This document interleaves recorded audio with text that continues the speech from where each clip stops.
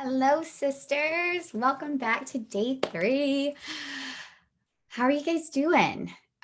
What's coming up for you? Let me know. I'm here to support you any way I can. I'm just so excited to walk the walk with you and go through these tools again myself.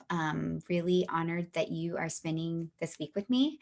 And again, yeah, just let me know how you're doing. Let me know what's coming up for you.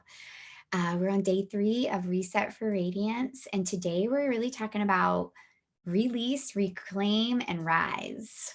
And I'm really excited about today as we have already gone through the different levels of some of the work that we're doing together, right? Day 1 being bringing awareness to what it is that's bubbling up and what is being cultivated. And yesterday we really talked about how to accept what is, right? Accepting all that is as it is. So today we're really going to talk about releasing, reclaiming, and choosing to rise in all that is showing up for us, right? All that's available for us. And I'm just excited to be here with you guys. So I'm going to do a little teaching at the beginning of the session today, really talking about um, themes of consciousness, right? The ways in which we are living our lives, like the themes, right? If you can think about like a theme of a movie or of a book, right? Like the themes of our consciousness, how they are deeply influencing our lives, either for the positive or the negative, right? Like our betterment or not, and being able to see those as they are and to learn what they are and to be able to really start to bring more awareness and acceptance and truth around that, right? So if you can think about the things of consciousness, the mind is constantly sort of fluttering and uncontrollably chattering, right? We call it the monkey mind, around about one thing or the next, the to-do list or something that happened last week, whatever it is, right? And this allows our theme of consciousness to be a more consistent and reliable place to work from if we can start to learn to identify the patterns. So typically, if we have a pattern of something that's coming up for us in our minds, when we can start to realize those patterns, start to bring awareness to those, start to shine the light, that helps us start to identify patterns that we tend to find ourselves in, right? And by using this awareness, we can start to reveal how absolutely every aspect of our life is colored and influenced by this theme of consciousness, right? If you can consider a theme of consciousness, I'm going to kind of give you two parallels, and then we'll go through the full range. If you can think about shame, right? Shame being on sort of that lower end, that lower end of the theme of consciousness. The way that if we hold on to the deep feeling of shame, how that can influence every aspect of our lives, right? It colors and tints everything that we experience in our lives. If we can think of the theme of consciousness of understanding and love, right? Inner peace. Consider the two.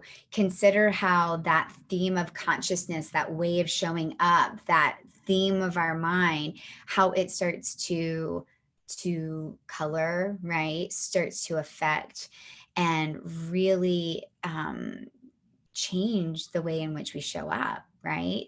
It influences the way that we live our lives. This is all knowledge, right? This is super in-depth knowledge that is so great because I love the truth of knowledge is power. And when we know better, we do better, right? When we know what it is that's happening in our lives, we have the opportunity to shift and change that. So this is some really great info that I'm bringing to you today, just to start to cultivate and consider, what theme of consciousness do I seem to find myself drifting back into, right? And just to give you the range, the themes of consciousness, they kind of go into this hierarchy. The lower the level, really thinking about shame, guilt and judgment, hopelessness, anger, fear, desire, pride, and then we start to climb up to courage, right? Neutrality, just being completely neutral. Willingness, acceptance, reason and understanding, love and inner peace. And then at the tippy top, right, true freedom and lasting happiness. So you can see the full range of what we consider either emotion that can, or feeling that can start to create a theme of our consciousness. Something really fascinating that I want you to consider, that I loved learning about, is the effects of a theme of consciousness on our system, right? How it affects our inner workings as a whole. And there was this fascinating doctor, his name was Dr. Masaru Emoto, right? That he worked with vibrations and different energies in the world. And he wanted to visibly show how that affected our systems. So he did a study and he was able to visually demonstrate the variations of different themes of consciousness on water. In his book, it's called The Hidden Messages of Water. If you haven't heard of it, please look it up. It's so fascinating to see it visually. Essentially, he captured the effects that these different vibrational frequencies had on frozen water crystals using a really powerful high-tech microscope and high-speed photography. And he conducted experiments that exposed water to either positive or negative speech, positive or negative thoughts, various types of music, and actually different types of photographs, which is so interesting, right? Because we're talking about water. And to think about the music, the photographs, the thoughts, and the speech, how that began to affect the water. So he then froze after he was able to expose the water to these different things. He froze the water, and he began to examine like the formation of the crystals and see how they aesthetically change depending on what it was that he fed them, right? And his experiments clearly showed that the water exposed to higher vibrational frequencies, like we were just talking about, such as love or kindness or acceptance, in the form of either positive speech or pleasant music, um, acceptance in the form of self-forgiveness or ease, they both generated these uniquely like gorgeous symmetrical crystals, right? It looks like the most perfectly created crystal that looks like a snowflake, right? That each aspect of the crystal is completely symmetrical. On the other hand, the water that was exposed to the negative frequencies, like we were explaining, such as anger or shame, the judgment, fear, desire, right? They yielded this unformed, like really asymmetrical crystals that were sort of jagged or pushed over to one side, right? You could see that it was very displaced from itself. So the beauty in this is that it shows so clearly and represents like a perfect visual of how themes of consciousness manifest from within into the physical realm, right? And if you consider that about 60% of our human body is comprised of water, this is really interesting, right? To see how the positive speech and the gentle music started to affect versus thoughts or feelings or speech of anger, right? How it created this beautiful symmetry within the system, right? And if you can think like similar to the crystals, a person occupying a limiting theme of conscious, right? That we were talking about so much in the last couple of days, such as fear, right? That will create a life that looks and feels like fear, right? What does that look like? That looks like someone who is really stuck in thoughts of worry and doubt. They feel that terror and unsafety is surrounding them, right? They have deep feelings of paranoia and distrust, anxiety around others. Like their lens when they look into the world is they will see fear, concerns, right? Instability, lack of safety. The fear creates the theme, of their life. Now let's consider a person who might be living from a theme of consciousness, a higher theme of consciousness, right? They calibrate to a more liberating frequency. From that theme of consciousness of love or inner peace, they're actually going to create a life, right, that looks like love and peace. They're going to create the symmetry, right? They're going to cultivate compassionate and kind thoughts. Their bodies will actually radiate health and wellness and well-being. They have a deep inner sense of gratitude for all people in their life, for all the experiences in their lives, what's showing up, the teachings that are coming up for them, their lives. You'll hear them express themselves through laughter, and it will seem as if beauty surrounds them, right? Those types of individuals that are moving forward from that theme of consciousness, it's as if they see the silver lining and everything. We were talking about reframing yesterday, right? They have constructed a life where they naturally reframe anything that's going on in their lives to be able to see the lesson or the good or what it is that's showing up to teach them something, to be able to move forward to the next level of themselves, right? They choose words that are going to be filled with optimism and intention because they know that their words create their reality. And when they look at the world, they begin to see divine love and perfection, right? That all is divinely planned and orchestrated within and beyond them. Starting to consider, what theme of consciousness are you living in? How are we finding ourselves being pulled in one direction or the other? And how can we start to really nurture ourselves where we're at, getting into that space of acceptance, right?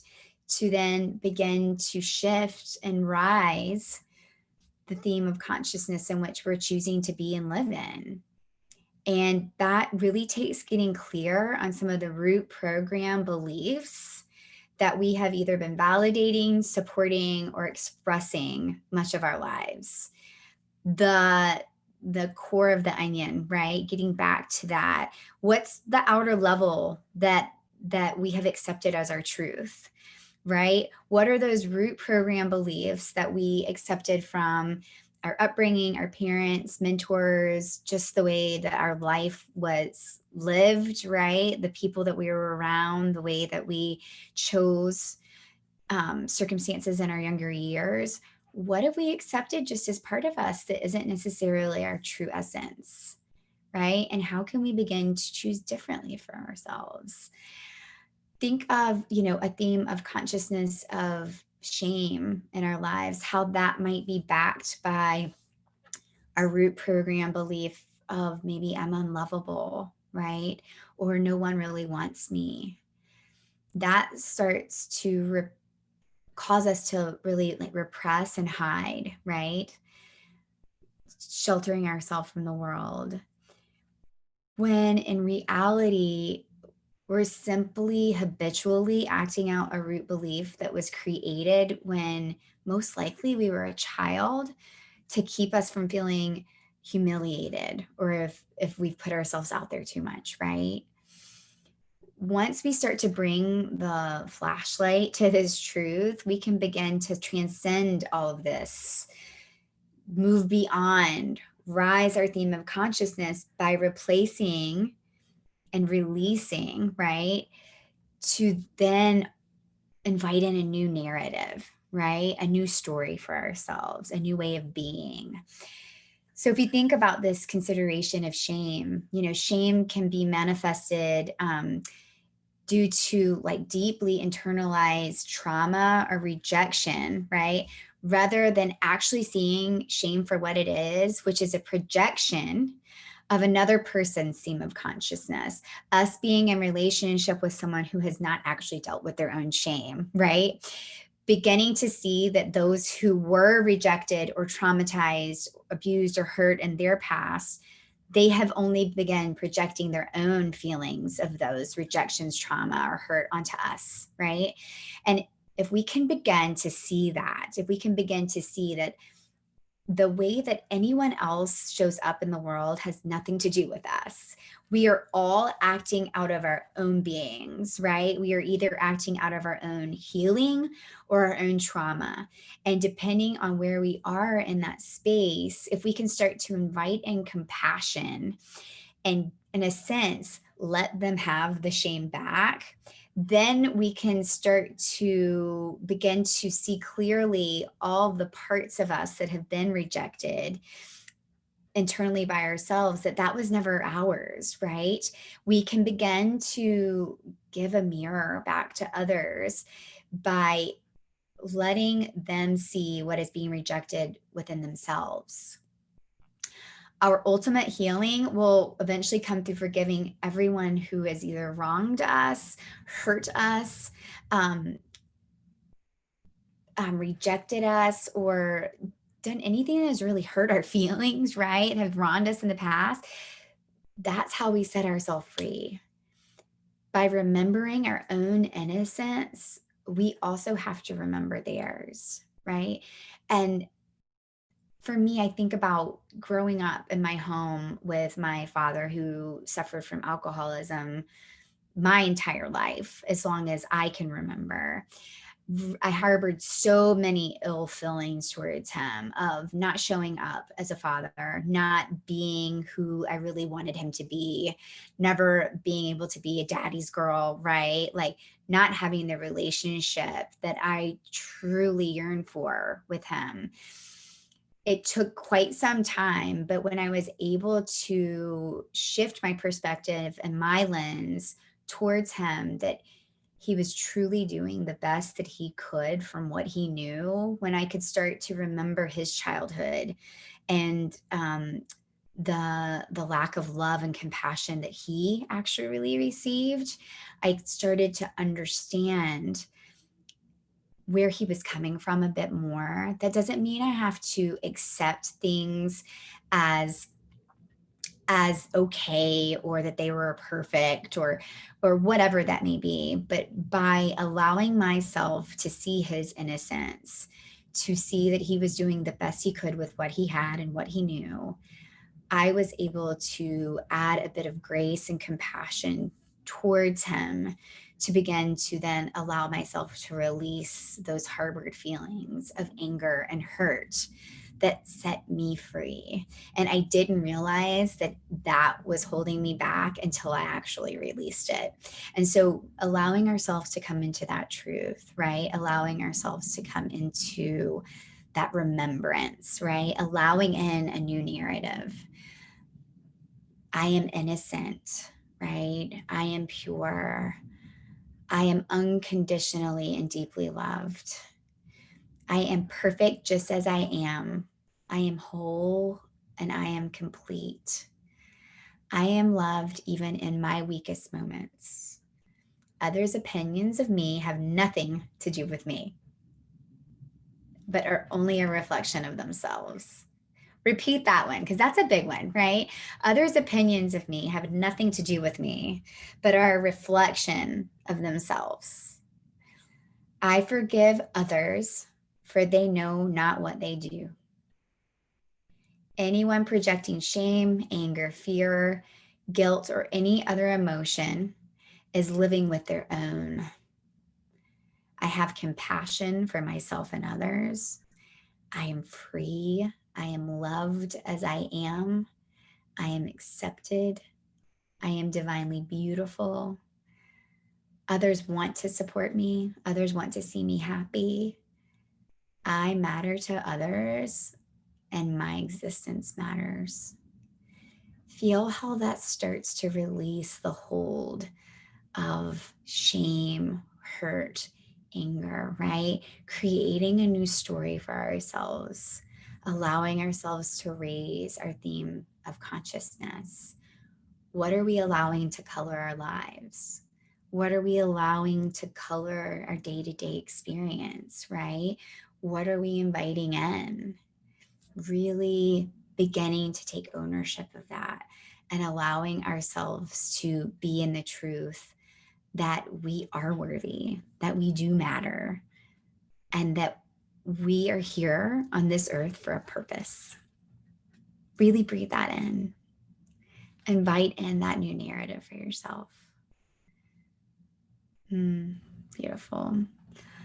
And I want to teach you a really beautiful tool to kind of float into this rise of theme of consciousness, right? And it is a tool that I learned from my NLP training. And NLP stands for Neuro Linguistic Programming, a really long word, that is essentially describing how we use basic language of our mind, right? Our thoughts and feelings to consistently achieve the results we want in life. That's the realization that the words that we use don't describe the world that we live in, but they determine it, right? The way that we think, our thoughts, the way we show up, our feelings, the words we use towards other, they begin to cultivate and create the world that we live in. And the tool I want to teach you today, it's really beautiful. It's called anchoring, and it is from it is from NLP, but it allows you to feel any state or emotion anytime you want. And you can actually help others do the same as well. And it's based on the stimulants response effect pioneered by Pavlov in 1904. So the dog, right? We've all heard the story of that. Going back to that stimulus response. The beautiful thing about anchoring, once we start to do the inner work and we start to become aware of the theme of consciousness that we are living in currently, when we can start to cultivate what it is that we're calling in. Maybe it's acceptance, right? Calling in a feeling of acceptance, or calling in love, kindness, lasting happiness, whatever it is. This is a beautiful tool to be able to get you there in any moment, right? Immediately take you there, and then create an anchor on your body to be able to get you there anytime you need, right? If you're starting to feel the feelings of fear or shame creep in, being able to go to the anchor at any time to be able to cultivate that back in your system. It's really beautiful and quite miraculous.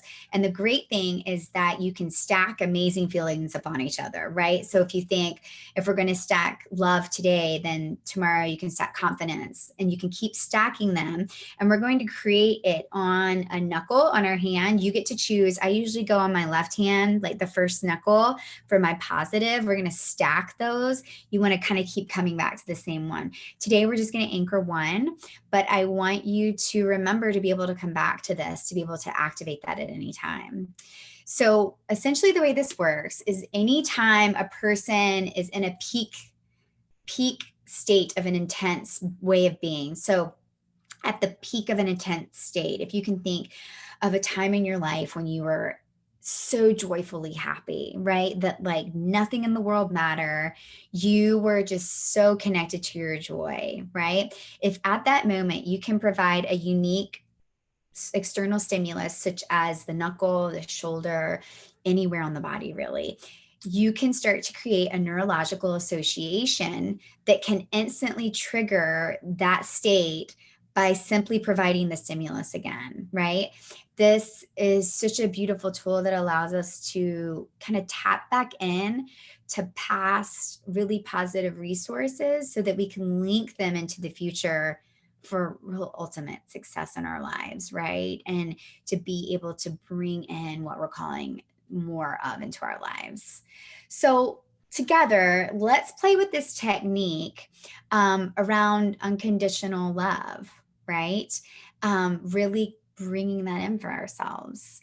And so again, I want you to just have your hand out. We're going to have your left hand out if that feels good for you, or you get to pick. I'm going to anchor that on my first knuckle. And I just want you to simply, gently close your eyes. Again, if you're driving, just listening to the words. And I want you to drop down into your body for a moment. I want you to connect to your breath. And I'm going to ask you to just start to consider, can you remember a time in your life when you felt complete and total unconditional love? Just starting to let those memories bubble up. And I want you to come to a feeling that feels so real for you, right? That really brings that feeling back to you now. And I want you to remember that time specifically. And I want you to actually begin to take yourself back down into that time now. I want you to float right down into that time, into your body. And I want you to be there now. I want you to begin to see what you saw looking around you. I want you to hear all the noises that you heard surrounding you. And I want you to feel all the feelings of being completely and totally unconditionally loved. And I want you to keep allowing that feeling to grow in intensity. And I want you to allow those feelings to rise in your body. Now that you're there, let all those feelings rush in. And as you feel those moments start to peak, when you feel that it's at its highest moment, I want you to place your right index finger on your left knuckle, and I want you to hold it there for 10 to 15 seconds, feeling the feelings, seeing what you saw, hearing what you heard, feeling completely and totally unconditionally loved, knowing that you're worthy in all that you are.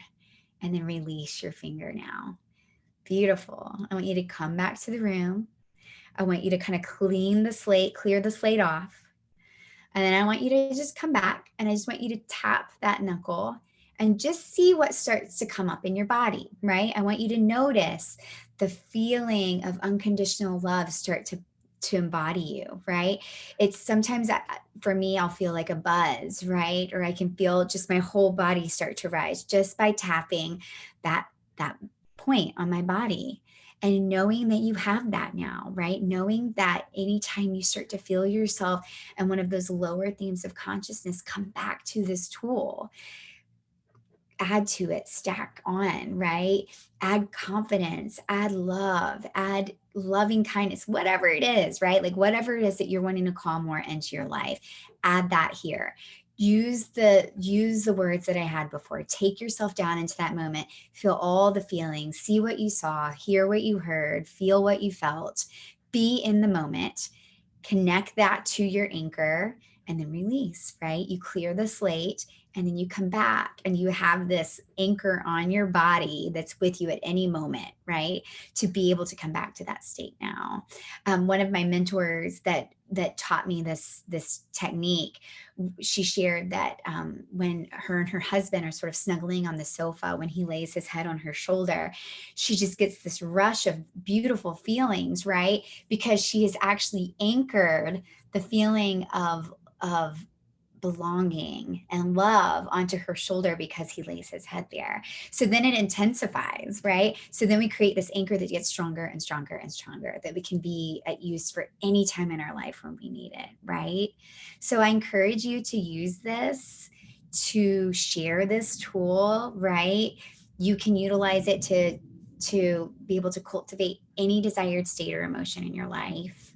I hope you enjoyed that. I think it's a really fun tool to be able to start to examine where we're living our days from. Like, what theme of consciousness are we inviting in and choosing for ourselves? I am so excited to continue this journey with you.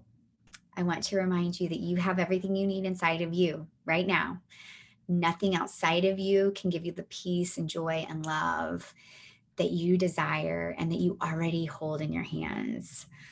I am so excited and honored to walk this walk with you. I am here for you. Please reach out with anything that you need. Let me know what's resonating, what's not, what you might want a little bit more of. I am cultivating this for you. And I can't wait to meet you guys here tomorrow. Wherever you are in the world, I'm sending you my love. And I will see you guys here tomorrow for day 4. Bye-bye.